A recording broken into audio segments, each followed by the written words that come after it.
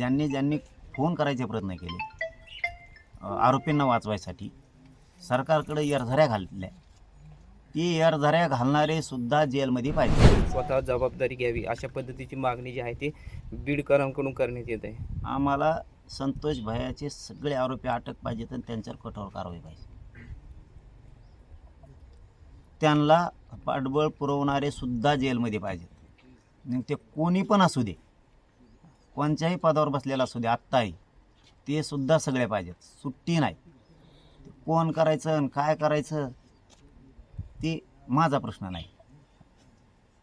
मला एवढंच माहिती आहे, त्यात मंत्री असो, आमदार असो, खासदार असो, या खून करणाऱ्या आरोपींच्या पाठीशी जे जे उभा राहिले, ज्यांनी ज्यांनी फोन करायचे प्रयत्न केले आरोपींना वाचवायसाठी, सरकारकडे एरझऱ्या घातल्या, ती एरझऱ्या घालणारे सुद्धा जेलमध्ये पाहिजे. त्यांना अजिबात सुट्टी नाही.